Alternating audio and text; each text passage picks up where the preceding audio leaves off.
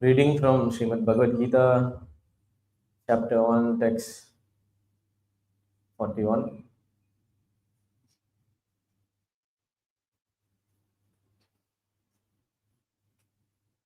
Sankaro narakaeva nanam kulaschita atanti pitaro hi esham tapindo dhaka kriya. Sankaraha, such unwanted children, narakaya, make for hellish life, eva, certainly, kulaknanam, for those who are killers of the family, kulasya, for the family, also, patanti, fall down, pitara, forefathers, he, certainly, esham, of them, lukta, of pinda, offering of food, udaka, and water, kriya, performance. Translation and purport by His Divine Grace, A.C. Bhakti Vedanta Swami Srila Prabhupada King. Translation. An increase of unwanted population certainly causes hellish life both for the family and for those who destroy the family tradition. The ancestors of such corrupt families fall down because the performances of offering them food and water are entirely stopped. Please repeat. An increase of unwanted population certainly causes hellish life both for the family and for those who destroy the family tradition. The ancestors of such corrupt families fall down because the performances of offering them food and water are entirely stopped. Purport. According to the rules and regulations of fruitive activities, there is a need to offer periodical food and water to the forefathers of the family. This offering is performed by worship of Vishnu because eating the remnants of food offered to Vishnu can deliver one from all kinds of sinful actions. Sometimes the forefathers may be suffering from various types of sinful reactions, and sometimes some of them cannot even acquire a gross material body and are forced to remain in subtle bodies as ghosts.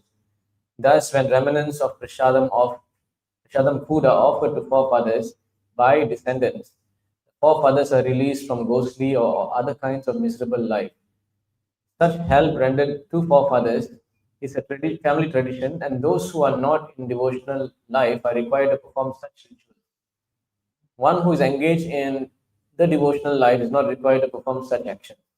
Simply by performing devotional service, one can deliver hundreds and thousands of forefathers from all kinds of misery. It is stated in Bhagavatam 11.541, Devarishi Bhutapta Nirnam Pitrinam Na Kinkaro Nayam Rinicha Rajan Sarvatmanaya Sharanyam Gato Mukundam Pariharta Kartam. Anyone who has taken shelter of the lotus feet of Mukunda, the giver of liberation, giving up all kinds of obligation, and has taken to the path of all seriousness, owes neither duties nor obligations to the demigods, sages, general living entities, family members, humankind, or forefathers. Such obligations are automatically fulfilled by the performance of devotional service to the Supreme Personality of God.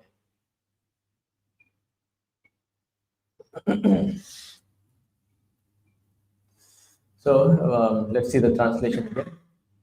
An increase of unwanted population certainly causes hellish life both for the family and those who destroy the family tradition. The ancestors of such corrupt families fall down because the performances of offering them food and water are entirely stopped. So this is, now we are looking at the verse. This is the first chapter of the Bhagavad Gita where Arjuna is speaking to Lord Krishna. He's requesting Lord Krishna to bring his chariot to the middle of the battlefield to observe both of the armies. On the other side, he knows the other side is filled with the Kauravas, right? His cousins, his cousin and all family members. His grandfather is there, his teacher is there. So, despite knowing who is on the opposite side, Arjuna was actually overcome with family attachment, that he was not able to do his duty as a Kshatriya to fight against adharma. As we know from the Mahabharata, how Duryodhana, Dhritarashtra, they were the seed, they were the root of adharma. There's a verse in Mahabharata which talks about two different trees. There's a Pandava tree and there's a Kaurava tree. The Kaurava tree, the root of the tree is, I think the echo is on. Can you just off the echo? The Kaurava tree, the root is, who is the root? Is Dhritarashtra. Right? And Dhritarashtra, you can understand what quality he has. He had a lot of envy towards his brother's sons. That's why in the first verse of Bhagavad Gita, he says, Dhritarashtra uvacha, dharma kshetre kurukshetre samaveda yuyutsavaha. So in the dharma kshetra, samaveda yuyutsavaha, these two armies have gathered. Pandavas. Mamaka, Pandavas Chaiva, Kima Kuruvata Sanjaya. So he says, Mamaka. Mamaka means my sons and the sons of Pandu. He's making a distinction in the first verse of Bhagavad Gita. This is mine. This is my brother's sons. I have no interest in them. I have only interest in my sons. So the first verse of Bhagavad Gita begins with the selfishness of Dhritarashtra. Right? If you see when Arjuna starts speaking, he does not say Mamaka. He says Swajana. All my janas are here. All my janas have gathered here to fight this battle of warfare, this terrible warfare. So Arjuna did not identify himself separate from the family. He saw everybody as one family. That's the difference between Arjuna and Dhritarashtra. So when we will come back to the point of the tree, the Kaurava tree, the root is Dhritarashtra and his envy, right? The branch of the tree, it is said, it's not branch, the trunk, right? The trunk of the tree is said to be Karna, right? Because Karna is a very powerful warrior, and there's no way Duryodhana would have dared to fight with the Pandavas without the unconditional support of Karna, because he knows the power of Karna. He knows the greatness of Karna, that there's no one equal to Arjuna in battlefield. Only Karna can somehow test him, somehow fight with him, right? So so Karna is giving that support, right? The trunk. And then we have the various branches which are coming out, which is the help of Shakuni, right? Shakuni is doing so many plans, so many, Mayajal, to trick the Pandavas, because they cannot face the Pandavas in battlefield. They lost many times actually. If you see the story of the Mahabharata, right? And then we have the fruit of the tree is Dushashan, right? So this is the Kaurava tree. Of course, Duryodhana is also the main fruit of the tree. So this Dushashan, Duryodhana, they are all the fruits that comes from this tree. A tree filled with jealousy, a tree filled with envy and hate towards even their own cousin. If they can hate their cousin so much, how you can expect someone to protect the citizens of the country? If the king is showing partiality, then how he can be impartial to ruling the citizens? Is it possible? If he's showing so much partiality to his son, and anything goes against the interest of his son, he will be against. So that kind of king cannot rule the world. He cannot rule the society, the nation, because he will do anything, he will do any adharma to satisfy the senses of his family. Whereas if you see in the Ram Rajya, the Lord did everything for the citizens. When he heard a criticism against Sita Devi, he immediately banished her. People are questioning, how he banished his wife. But if you are in the position of a king, you have a big responsibility. So to set the standard that I will not show partiality to my family. If any criticism is on my family, I will take action. So they experienced 12 years of separation. And of course, after that, the citizens understood that Lord Ram and Sita, they are faultless. And they said, please bring back Sita. But of course, that time Sita decided she's going to leave. She's going to go back to Mother Earth. So that kind of king is Ram, Lord Ram, Supreme Lord. He did not show any partiality to the subjects. Whereas Dhritarashtra was showing so much of partiality to the son. So it's very selfish in nature. And then we have the Pandava tree. The root is Krishna. See? So what is your root? Is your root selfishness, enviousness, kama, krodha, lobha, mada, matsarya? Six things, right? Six enemies. Or is the root of your tree, the root of your life is Krishna. If Krishna is the root of your life, then all success is there, right? Yatra Yogeshwara Krishna, yatra Partha Dhanurdara, tatra Sri Vijayor Murti, Durva Nitir Matir Mama. Wherever there is Krishna and Arjuna, there is always opulence, victory, morality, dharma, everything is success is there. So Krishna being the root of the tree, and then you have the trunk as Bhima, Yudhishthira, Bhima. Nakula, Sahadeva, the branches, the leaves. I'm not getting the correct order, but Arjuna, all the tree is made of these 5 Pandavas, and the root of the tree is Krishna and Dharma and the Brahmanas, right? So this is how we see there's a difference. So here, why we are speaking this point is because Arjuna in this verse is, as Bhagavad Gita begins, Arjuna gives 4 reasons that he should not fight the war. What are the 4 reasons? Do you know? Anyone can tell me? Prabhu, don't tell. Anyone else? Nobody knows 4 reasons. You all have attended Bhagavad Gita course from Vishamar Prabhu, right? Did you all take notes? No. See? So first reason Arjuna is because he's a pure Vaishnava, he had compassion. He did not want to kill his relatives. Second reason was he was talking about if everybody is killed, then how will I enjoy this? What is there to enjoy when nobody is there? Right? Correct. If I let's say I climb Mount Everest, the pleasure of taking picture and showing to people is more than climbing Everest itself. Understand? If I climb Everest once in my lifetime, I can show off my entire life that I climbed Everest. Right? But if I have no picture to show, then, right? So to show off to people, we have this tendency, human nature. We want to show off our family, I studied this much, I have this much of, see my car, see my house, my property, my children, right? If you whole life you're competing, after that you're competing for your children now. My son, So anything attached to you becomes also an object of competition now, right?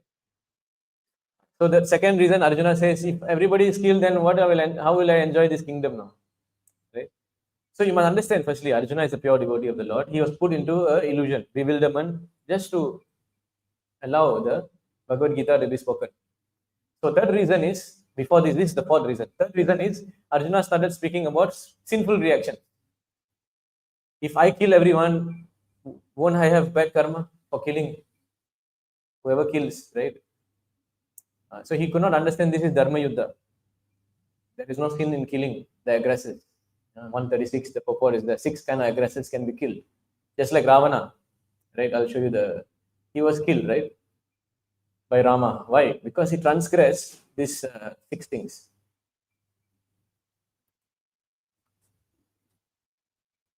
So if someone, according to Vedic injunctions, there are 6 kinds of aggressors: a poison giver, right? One who sets fire to the house, one who attacks with deadly weapons, one who plunders riches, one who occupies another's land, one who kidnaps a wife. These are the 6 things. If you do any of the 6 things, you deserve to be killed. There is no sin. Ravana did all these things. The Kauravas did all 6. Right? Everything they did. And here this person is so compassionate, he don't want to kill. He blinded by compassion, don't want to kill. So this is not adharma. Actually, is there. So there's no sinful reaction coming from Arjuna's execution of the order of Krishna. Right? I mean, in one level is there is no sin doing this. And also Krishna is telling you to do. Supreme Lord has given his sanction to do. Then how is there sin? Right?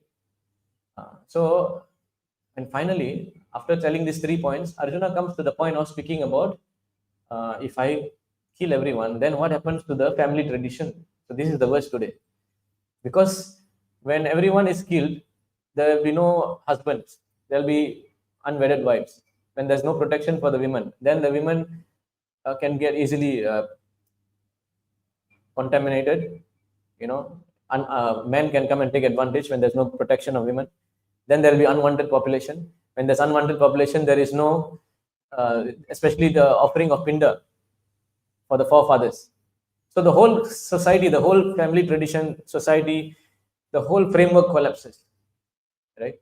But actually, Arjuna is wrong here. Why? Because, like I said, if the root of the kingdom is an envious person, how you expect a person like Duryodhana to protect all the citizens?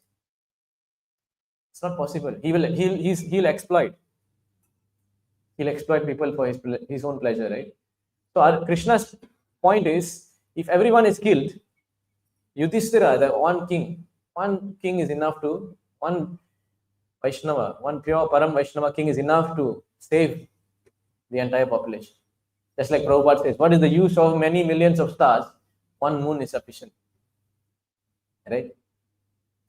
So one quality, if one person can see, he can guide hundreds of blind people. Correct? But if the person, there's hundreds of blind people and the leader is also a blind man, both of them will fall into the well. Right? Because they do not know what is the aim and purpose of life. Nate vidu swarthakatim hi Vishnu. Durasaya hi bhairattamaninas. Andaya tandir upanayamana tepishtu tantra urdhami badaha. You see this verse? 33, is it? 21. 31. So this sloka is spoken by Prahlad Maharaj. So this verse actually is very important because Srila Prabhupada quoted this verse the most.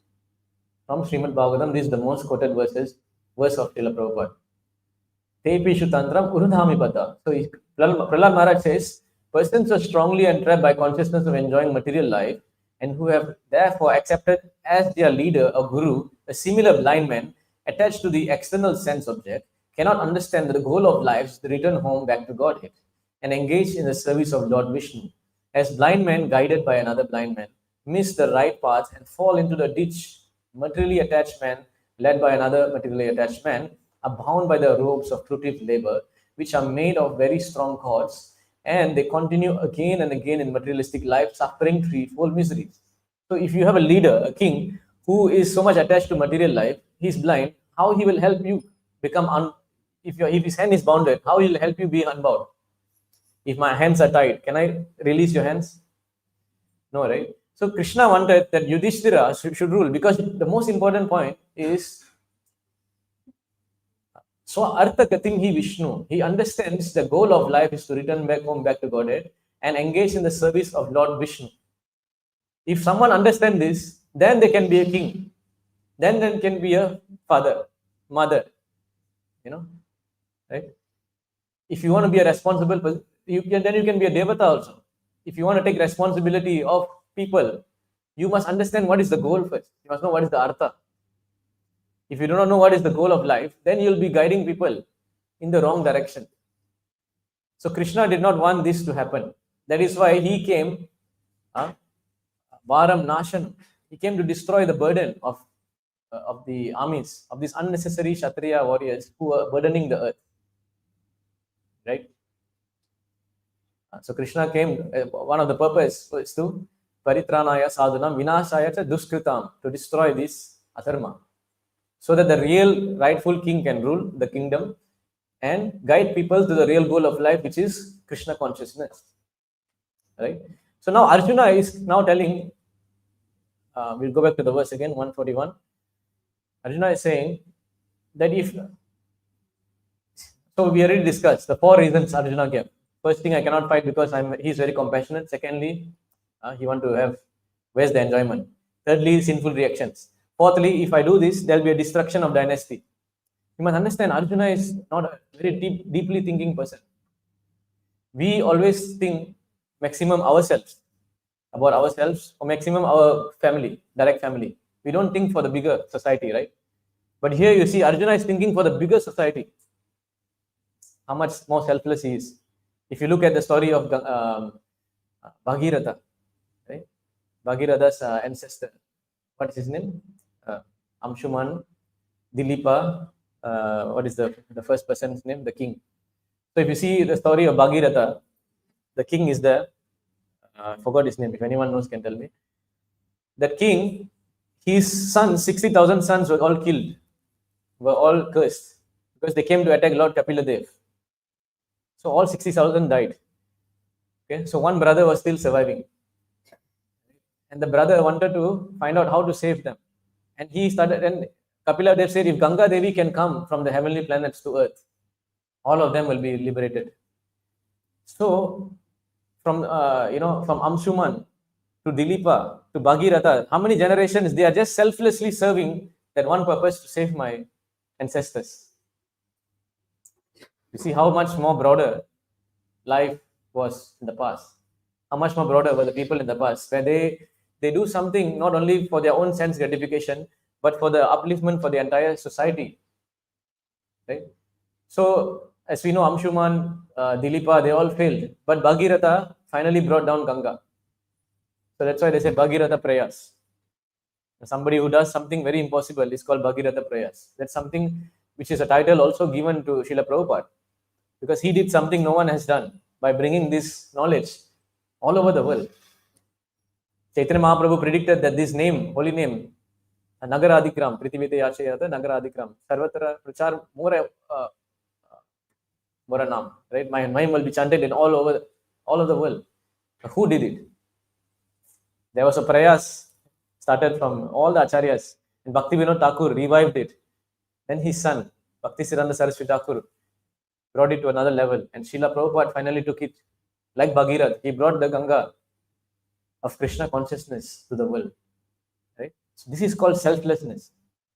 Arjuna is showing actually a quality of selflessness.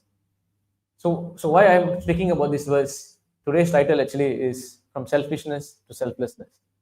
Right?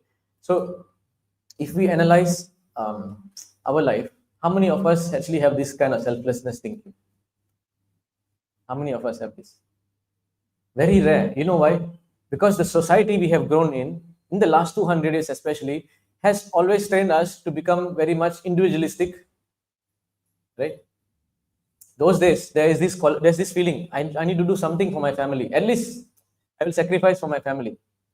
Somebody is even greater, they sacrifice for the nation, right? For the society. But the highest is somebody who sacrifices for the Supreme Lord. Because the domain, it's the Lord of the universe now, right? So the point is, this selflessness has disappeared in the last 200 years, especially when capitalism has taken over. It's all about, if you look at the companies that are running the world, they have no care for us at all. I saw a documentary on this company called DuPont, 3M, the 3M tape, right? That sounds like a 3M tape. Okay. So these people, they were creating this scotch tapes and plastics and all this material. And in order to produce materials which are very cheap, they don't care. So the producer does materials. These materials are so chemically induced, they can cause cancer in our bodies. They can cause so much of trouble in our bodies. And all those chemicals were put into the waters. And right now, this chemical can be tested even in your water right now. That is all over, until Antarctica is there. They have polluted the entire world. So just for profit, and one lawyer actually went on a case to find out and get them. After 20 years of looking through 60,000 documents, he found the evidence and got them sued and all these things. What they did, they took the same chemical and changed some molecules and rebranded it, and it's still going. You understand? We are living in a society which is teaching us, it doesn't matter how anyone is, my benefit is most important, my pleasure is most important, right? We are all brought up this way. So this individualism is very strong. There is no more collectivism.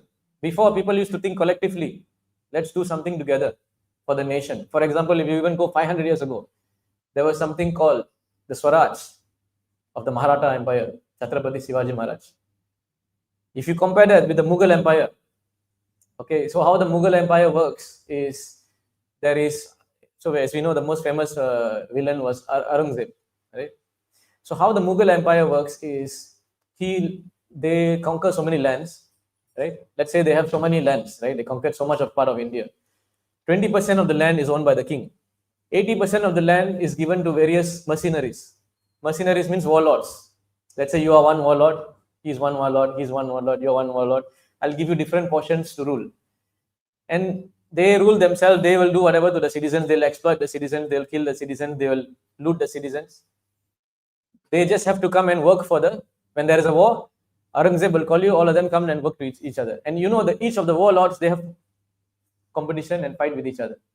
So it's the system itself is very exploitative, enviousness. Millions of people were killed. The greatest genocide in the world. Because somebody thinks that their life, human life of the Indians is no use. Just like sometimes we don't have any feeling when we kill a mosquito, right? Like that, they were killing the people, right?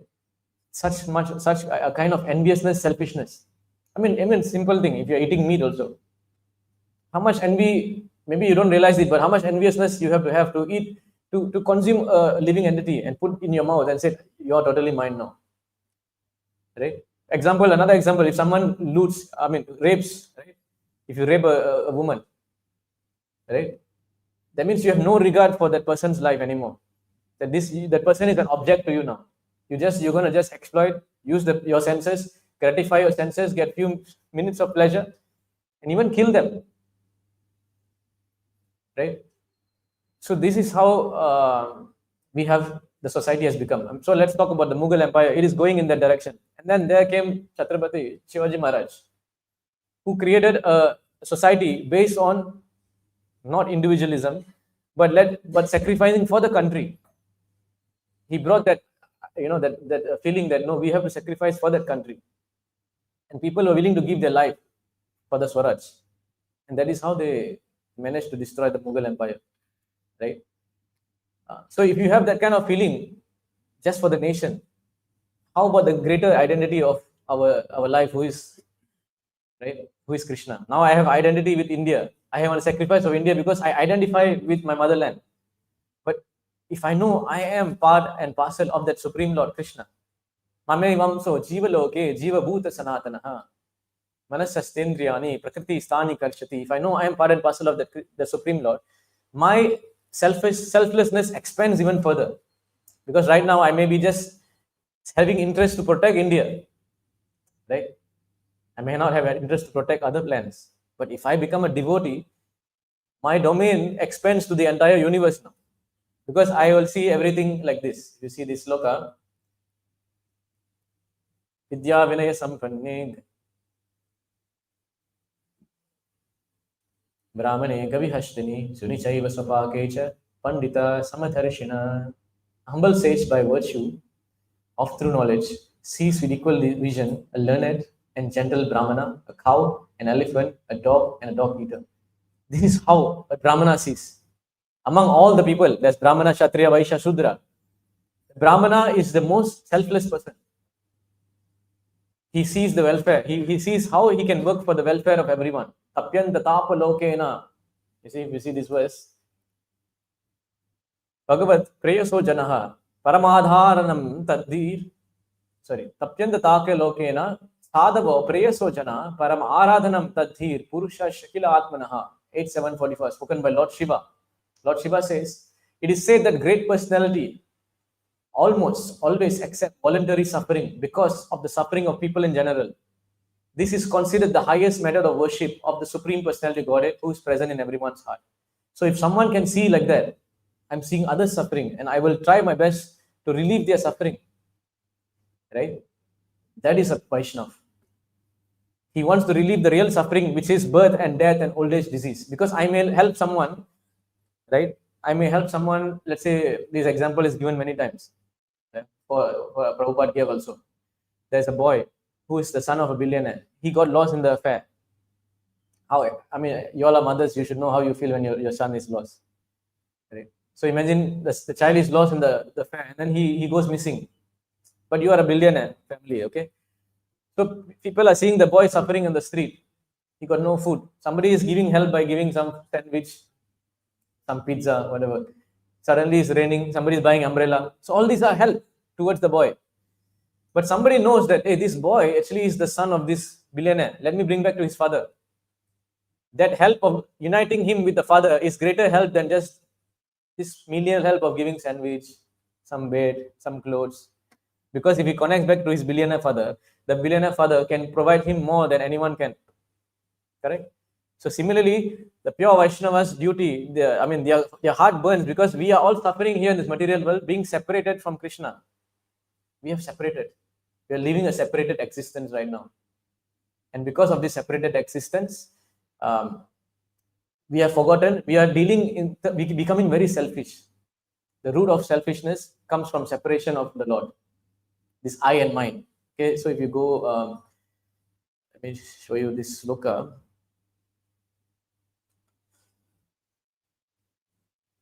What is this I and mine? We should understand now. In this verse, 293, as soon as the living entity becomes situated in constitutional glory and begins to enjoy transcendence beyond time and material energy, he at once gives up to misconception of life, I and mine. So, because we have separated from our Father, right, the Supreme Lord, we now are covered in something called Maya. And because of association of Maya, there is something called avidya, ignorance, forgetfulness. And then there's two things that happen, I and mine becomes fully manifest. So in this purport, you can see very nicely Prabhupada has explained, the two conception of life, namely I and mine, are verily manifested in two classes of men. Right? So firstly, let me explain this point first.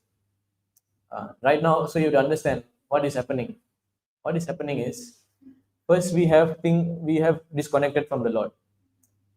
I given this example before, I'll give again. For example, you are a mouse. Okay? Sorry, not you're a mouse. You're a cat. You're a kitten. You're a kitten. Your mother is a cat. Your mother cannot be elephant, right? So how the cat will catch the kitten in the, with the mouth? Will catch like this. The same cat also catches the rat, but the rat will die. But the kitten don't feel any pain because mother is catching. Now imagine that kitten suddenly forgets that he's a kitten and he thinks he's a cat, he's a mouse now. That is ignorance. He forgets his identity. Now mother is coming. Suddenly he's saying, oh my God, cat is coming, he's running away. But his mother only comes. Similarly, Krishna is coming, life after life. Come back to me, my dear child. Come back to me. So no, I cannot. Today is raining, I cannot go temple. Today have cricket match. Because right now I'm misidentifying. So you must understand the root cause of the problem is misidentification, avidya. If that misidentification can be destroyed by knowledge, that's why we are speaking these points now. Why we are talking all these things? Because if we understand who we are, then we can act for the real benefit of ourselves. If we do not know who we are, we will act for the benefit of the body and the mind and the senses. So now that's when you get covered by Maya, two things happen. This conception of I and mind happens. So out of this, the most important is the I. Because everything, you think now I'm the body, everything related to the body. So whenever we speak also, right, when we have conversations, every time we say I. Now let's say you're sharing your story with me. What happens is I will suddenly say, I also went through this. That I always comes. But you must understand that I is actually a misidentification. So now what happens? From the I expands the my. So what is the my? The my is actually things that are related to the I. You understand this point? I am this person. This is my phone. I don't bother about your phone because it's not mine. So anything that comes in connection with the I is the my. The my is not so important as the I. The I is actually the most important. So let's say I have my wife. If my wife is disconnected with me now, for time being, I'll feel very sad because I felt she is mine. After 2 years, you will forget that feeling anymore because the connection to the I is gone now. Understand? So anything becomes dear to the I as long as it is connected to the I. And as long as there's this connection, the person you thought about so much, who was so-called so dear, Now you don't even care what is going in your life, right? So this is how the I and mind works. And the mind also, you must understand, it is mostly a connection that happens in the mind. For example, I have a car. This is my car. But do you know it's my car? Now let's say there's hundreds of cars in the shopping center. Do you know this car belongs to this guy? No, right? But that person no, because he has connected with that car now. You have no connection with the car, you don't know whose car that belongs to. My children, maybe that connection you can see because maybe they look similar, right? Parents, that kind of connection is there. So this is how we are completely covered. Whole life we are going around collecting, this is mine, this is mine, this is mine. Never get satisfaction because you are not understanding who's the real I. The real I is Krishna, you're part and parcel of Krishna. And you understand the word part and parcel. Why Prabhupada never said you are part of Krishna? Why he said parcel? You know, because if I can be part of someone, but I have nothing to do with them. But parcel means I am part, and parcel means I'm part of him, but I'm also meant for his service. Now, when we send a parcel to somebody's house, right? The parcel is meant for that person's address, right? Correct. Now, if I buy something from Lazada, they take a part from that company, which is the product, and they parcel it and give it to me. So it's meant for me. Similarly, part and parcel means the Jivatma is a part and parcel of is a product which is meant for the service of the Lord, for the pleasure of the Lord, to be selflessly serving the Lord. Unfortunately, that has been covered, forgotten. So what happens is two things happen now. Prabhupada is saying two misconceptions of life, I and mind, are verily manifested in two classes of men. In the lower state, the misconception of mind is very prominent. So when you're in the lower state of life, mind is very prominent. The mind, children always, whenever you see the conversation, why you took this is my toy, why you took my toy. There's a lot of possessiveness to the mind, right? And in the higher state of, there's a misconception of I in the higher state. So in the animal state of life, the misconception of mind is perceivable even in the category of cats and dogs. When you go to any territory of the dog will bark. Why have you come here? Of course, you cannot understand, but if you use the translation, you just woof, woof, woof, but actually, why have you come here? Right? So in the life, even in cats and dogs who fight with one another with the same misconception of mind. In the lower stage of human life, the same misconception is also prominent in the shape of it is my body, it is my house, it is my family, it is my cars. Right? You must understand one thing. The closer the connection to the I, that becomes dearer. So I gave this example before. For example, I am traveling in Norway, having a holiday there. Everybody is Caucasian, white people. I have nothing to do with them. Suddenly, I see an Indian person. Suddenly, my eyes will brighten up. Hey, there's another Indian here. Why my eyes brighten up? Because now I identify as an Indian. Because I have an Indian body, that person becomes dear now because there's some closeness to my identity now. Right? Then I talk to him. So, oh, you're from where? I'm from this place. Let's say Tamil Nadu. Right? Oh, which place of Tamil Nadu? I'm from Madurai. I'm also Madurai. Which road? This road, same road. Then you find out he's just your neighbor 3 houses away. Say, you're my neighbor. Oh my God. So much closeness is coming because the I is, connected to the mind now. Right? And if somebody is nothing to do with you, you just don't care. And of course, the closeness gets even greater. This is my wife, my children, family, right? So basically, when you go narrow down deeper and deeper, the selfishness becomes very dense. For example, if your child is crying in the aeroplane when you're flying, you get angry, right? If it's a child, what you will say? You will get angry. Maybe you get angry, but my child, no, because you have attachment to the child, whereas the other person behind doesn't have any attachment to the child, so he doesn't care. So this I and mind creates the attachment. For example, long time ago, Tatit Prabhu, he posted an article in the magazine, a story of the burning house. Right? I'm not recalling clearly, but I will try to recall.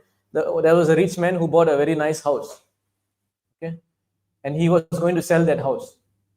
now. So he got a person who was willing to, he was the most prestigious house in the entire neighborhood, a bungalow house. Okay, so nicely renovated everything.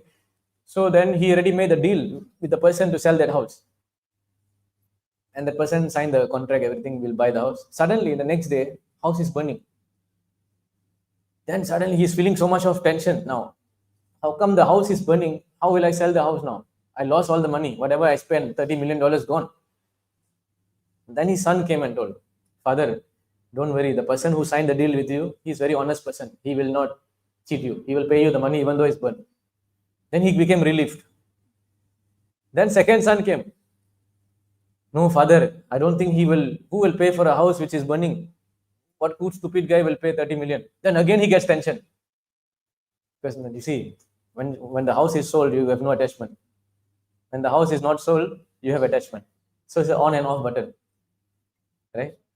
For example, today I'm driving car. My car gets into, I already sold my car. Tomorrow I just have to deliver to the shop. But I get into accident today. I already sold it, so I don't need to worry.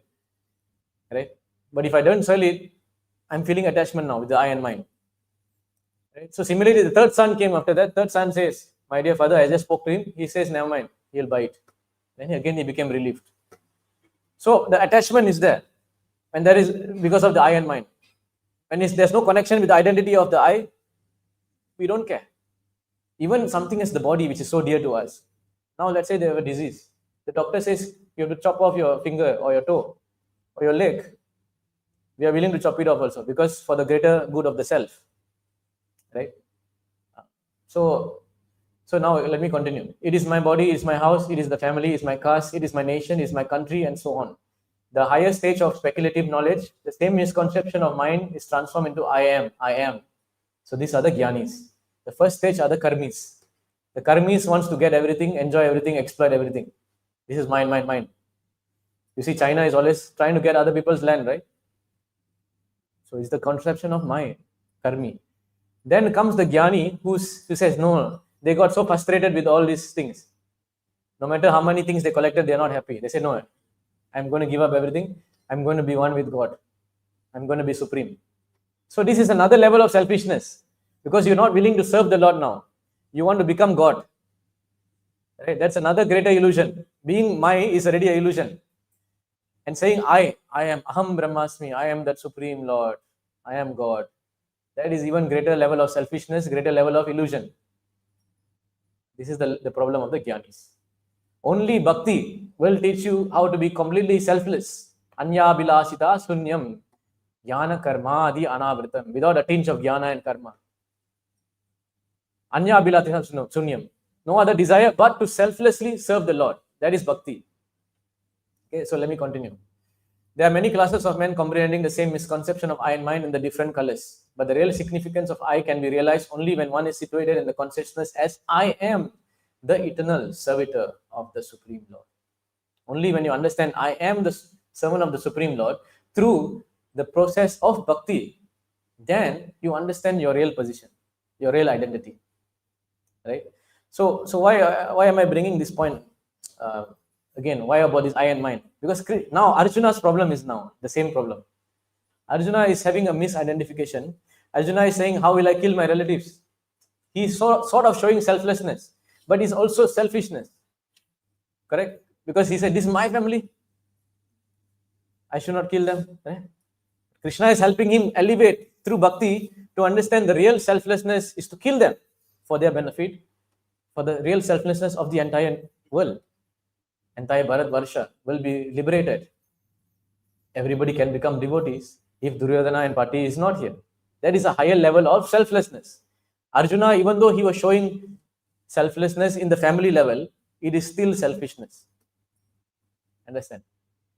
So Krishna is helping him elevate his consciousness to become selfish to selfless through the process of bhakti. That is the whole conversation of the Bhagavad Gita. Now, every one of us are the same dilemma. We all have this selfishness. I want to be this, I want to be that, this is mine, this is I. But if you learn Bhagavad Gita nicely, you become a devotee, you chant his name, you become a servant of Srila Prabhupada, you will become selfless. You will work for the greater good of the society, the nation. And people think if I become selfless, I will be not happy. This is another problem. Yes, if I selflessly serve my family, in the end also I won't be happy. This happened to Valmiki. Valmiki was a highway robber. He was robbing everyone for the pleasure of the family, working so hard day and night to feed them. One day Narada Muni came and says, my dear Valmiki Muni, I mean, you're not yet Muni, Valmiki, you're doing all these things. Actually, his name was not Valmiki also, right? I forgot his name. What was his name? Ratnakar. Yeah. So he said, you are doing so much sinful activities for your family. Do you know that you're killing, you're robbing, you're stealing? This is not all. So much karma will come. You'll suffer. He said, but I'm doing for my family. They will take my karma, right? My sin.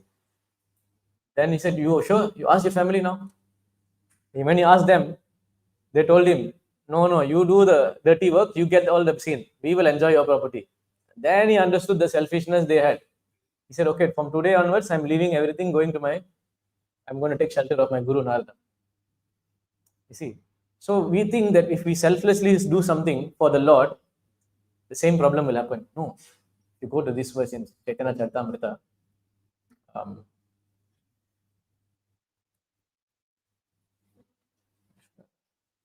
Krishnare nachaya, prema bhaktare nachaya, apane nachaya, tine nache ekatani. Aesthetic love for Krishna makes Krishna and his devotees dance, and it also dances personally. In this way, all three dance together in one place. If you serve Krishna, Krishna will be happy. He'll be dancing, right? If you're chanting the holy name of the Lord, what happens? That you also will dance. And what happens? Aesthetic love, which is bhakti. Bhakti also dance. All three people are dancing now. Whereas if you do service selflessly for your nation, you will get a bullet like Gandhi. What happened in the end to Gandhi? What happened to all those war heroes who sacrificed their life? So, but if you do Krishna consciousness, you will save your nation much more than what you can even imagine, right? Because why? The root of the existence is Krishna. The root is satisfied. Yasmin tushte jagat tushtam. If Krishna is satisfied, everyone is satisfied. If everyone becomes devotee, there will be no more wars. You don't need to go fight any wars. Correct? So this is how we never become a loser by serving the Lord. Because by selflessly serving the Lord, you gain the highest bliss that you can even imagine. The bliss that comes from serving the nation, family, society cannot be compared to the bliss of this. Right? So that is why we have to become a devotee. All of us somehow have to become devotee. Don't just work for the selfish interest. Work for the collective interest. Krishna also says in the Gita, if you preach this science, right? Idam 68. Krishna says, right? Yagidam paramam gujam mad bhakteshu abhidashati bhaktim mayim param kritva mam evashyasya samsaya. For one who explains this supreme secret to the devotees, pure devotional service is guaranteed, and at the end, he'll come back to me.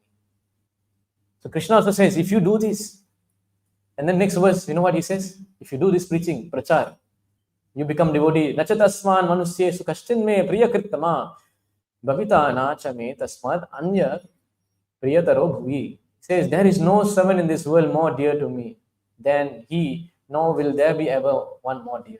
You become so dear to the Lord.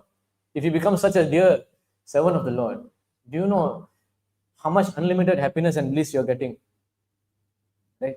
Compared to just getting happiness of being celebrated as a war hero for your country. You'll be celebrated throughout the universe. Right? Ebe Jesa Jushuk Tribhuvana, the three worlds will chant your holy name. Morning we are singing the song, right? For the Guru. Ebe Jesa Ha Prabhu Korodayo, Dehumare Padachai. Ebe Jesa Jushuk Tribhuvana. All the three worlds, the Devatas will glorify you. Not just 1-2 people around. Understand? So this is how broad-minded the Vedic civilization is. The Vedic civilization is meant to broaden our vision, to help us become selflessly in the service of the Lord. And by serving the Lord, we will be able to have no envy on our people around us. We won't pick sides. Whereas the material civilization teaches us to be selfish and exploit one another. If you go to this sloka also, You can see how the material civilization is. 1047:6. You can see here. Friendship shown towards others who are not family members is motivated by personal interest. This is what happening. Friendship, um, you know, is very fake. Everybody has a personal interest. I'm your friend because I have some interest that I can gain from you. You're my friend also, you got something to gain from me. If there's no common ground, friendship doesn't even take place. Right? But a devotee is dhira jana priya karo. No, the six Goswamis. Those who are dhiras, those who are sobers, those who are adhiras, they also take friendship of the six Goswamis because they have no discrimination. They have no partiality. They are liberal to everyone, and everyone sees the purity in them and takes shelter of them. Right? Nana Sastra Vicharane Kanipuno. Right? Dharma Samstaprako. Lokanam Hitakarino. They work for the Hita, the benefit of the Loka. That is a pure devotee. So you see now come back to material life. What happens? Everybody is motivated by personal interest. And thus it is a pretense that lasts only until one purpose is fulfilled. One purpose is fulfilled by you don't even see them again. Correct? How many we have experienced this many times, right? Such friendship is just like interest men take in women or bees in flower. So surprisingly, they are giving example of men here. So the bee also takes interest in the flower. After that, it takes the nectar and bye, goodbye. Right? Next verse you see here. Prostitutes abandon a penniless man. Subjects abandon incompetent king. If the king is not competent, they abandon. Students, their teachers once they have finished their education. Priests, a man who has remunerated them for sacrifice. Right? So a lot of selfishness in the dealings. Nobody has actually real care for us. Right? Why we surrendered to Prabhupada? You know why? Because we understood this person as unconditional love for us. Understand? Many of us who have taken Diksha, we can understand this point. There is one person there actually who is completely compassionate, who will not abandon us. Right? Jai Shri Radha. That's why in the 64 limbs of bhakti, the first limb is, what's that? Ado Guru Padashraya. You must become a selfless servant of the Guru. First step of life, you are taught this. Sacrifice for your Guru. Then you develop that quality. Whereas now, like I said, the society is not like that. We are taught how to always think for ourselves.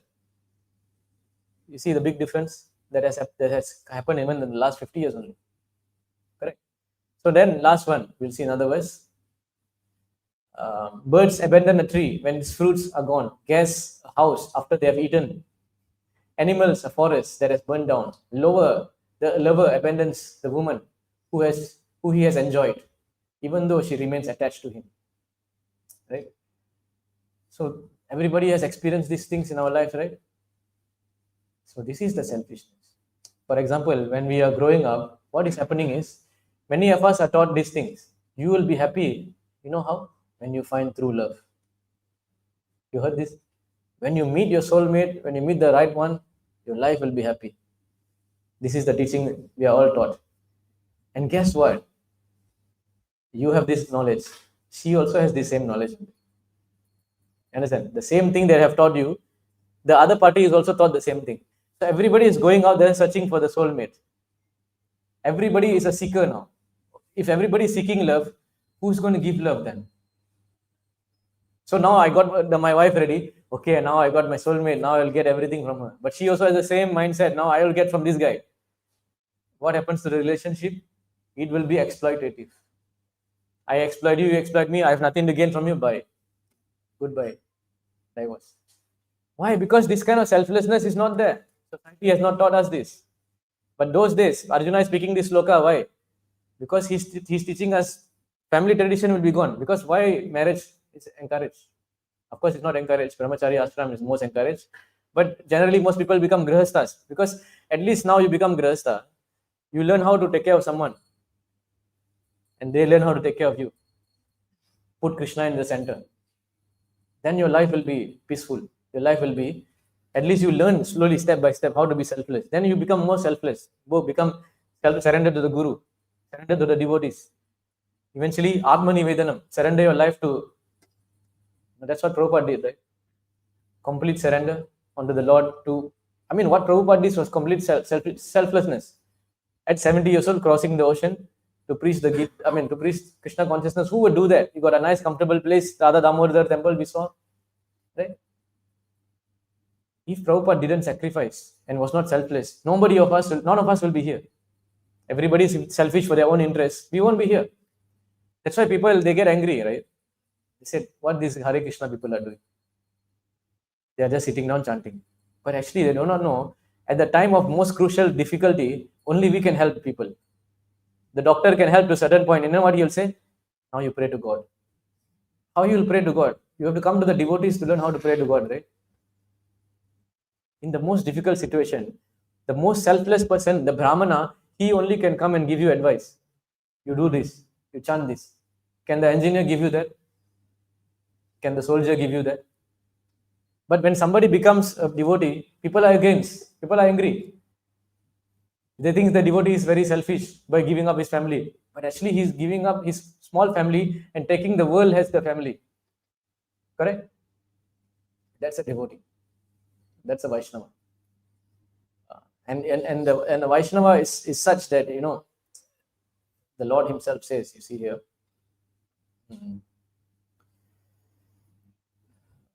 Let me find this verse. Lord Vishnu is speaking.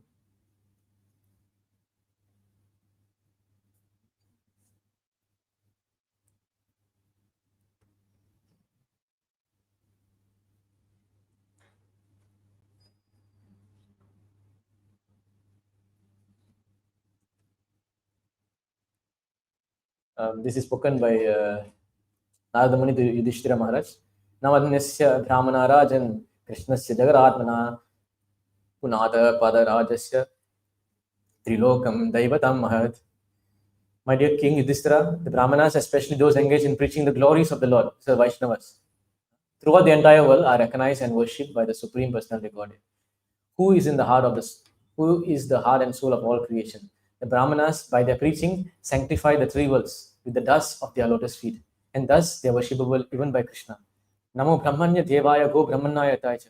Why Krishna is worshipping the Brahmanas? Because they are doing something that the Lord always desired.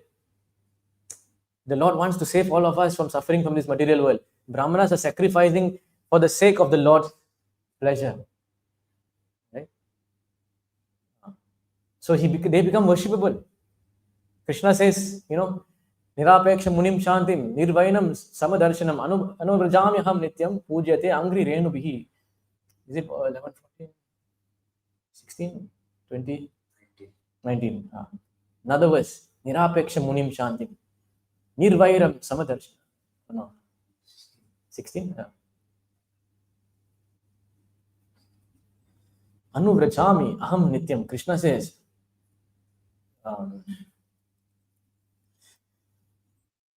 yes. So who Krishna says, Nirapeksha means what? Nirapeksha means someone who has no personal desire. That means his only desire is to serve the Lord.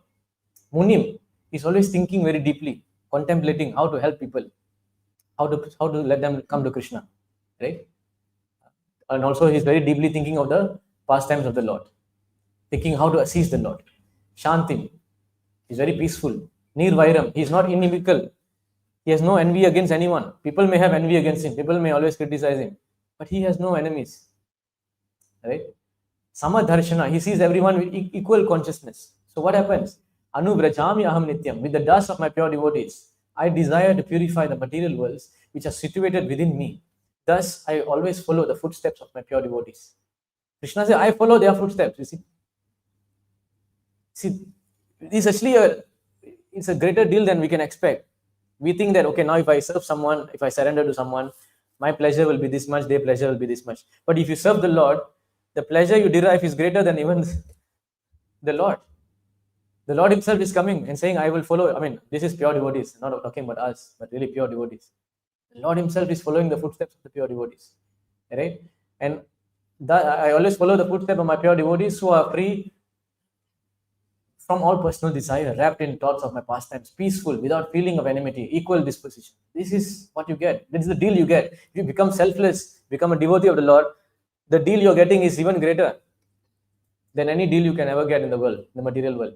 All the pleasures that you can get in the material world can be shrinked into a mustard seed compared to the pleasure. Anandam buddhi vardhanam pratibadam purnamrita aswadanam sarvatma sapanyam param vijayate Shri Krishna Sankirtan. Anandam buddhi vardhanam, unlimited ocean of bliss gets just by chanting that name, holy name of Krishna. Hare Krishna, Hare Krishna, Krishna Krishna, Hare Hare, Hare Ram, Hare Ram, Ram Ram. Why we're telling people to chant the holy name of the Lord? Because you will get the greatest deal ever. You're getting into a relationship with the Lord. The Lord will take shelter. I mean, you take shelter of Him, He will give you all bliss. For example, in this verse can be seen in the story of Sri Chaitanya Mahaprabhu and Kolavechar Sridhar. There's a devotee of Lord Chaitanya, Kolavechar. He's very poor. Very poor. He lives in a hut which has so many holes. Rainwater also will come in. He only sells banana stems, banana leaves. He'll get few paisa a day. And from that sale, he'll give half for the offering to Ganga. And Chaitanya Mahaprabhu used to visit him, tease him, play with him, take from him also. Because Chaitanya Mahaprabhu knows this person is such a pure devotee. Even though he's in so much poverty, he's so much attached to the Lord. He doesn't feel, any, when something goes wrong in our life, we'll blame the Lord, right? Why you do this to me? But the pure devotee will not say this. For them, everything is samadarshana. Whether I'm hell or heaven, if you see this verse, for them, this is the verse.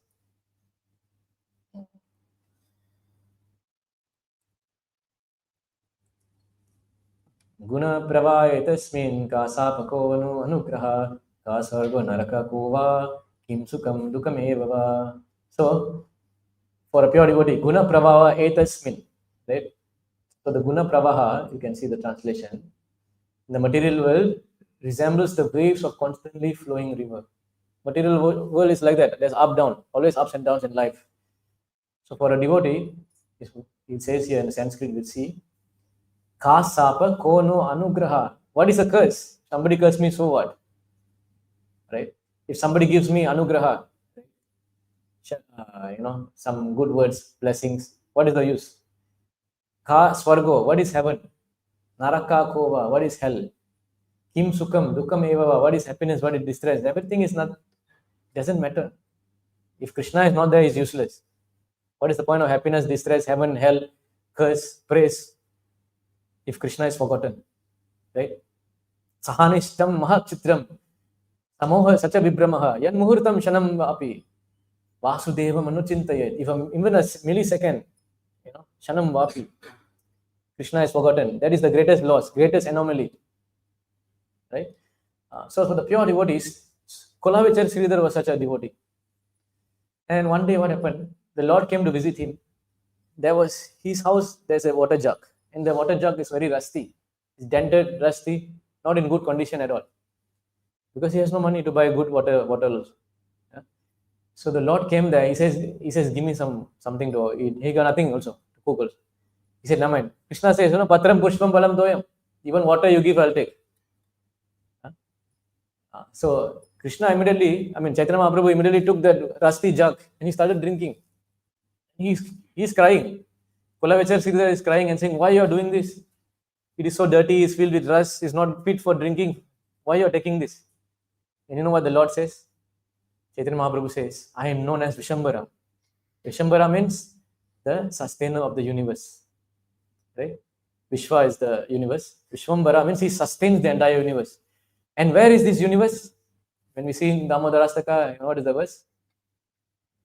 The Lord who is the universe is in his belly. Namaste.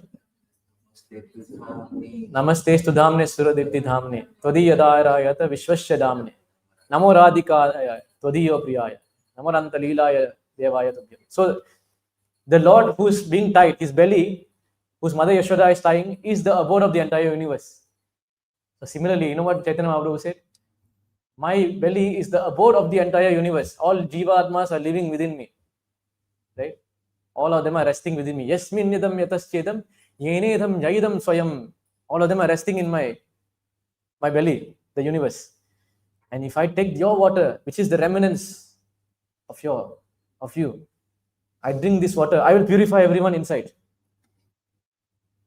Nirapeksham munim shantim nirvairam samadarshanam anuvrajami aham nityam. I will follow the footsteps. So I'm taking the dust. He told, no, I'm taking the dust and purifying the entire universe. We saw the verse 11, 14, 16. For example, when we want to clean this place, we are taking the Dettol, putting in the water, mopping. Krishna is Dettol is the dust of the lotus feet of the devotees. You understand? That is the Dettol of Krishna. He'll go to the devotees, take the dust and spread everywhere. So similarly, he said, your water will go inside my belly and purify the entire universe. That happens if you become a selfless devotee of the Lord. The Lord follows your footsteps of the devotees. He followed Arjuna on the chariot because Arjuna was a selfless devotee. Right? So this is what we can understand from today's verse. Okay, I think we should stop the class here because it's getting time. Anybody has any questions?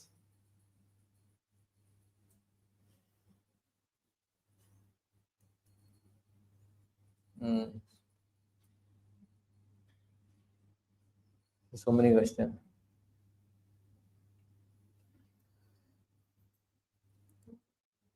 Who are the demigods? The demigods are the servants of the Lord.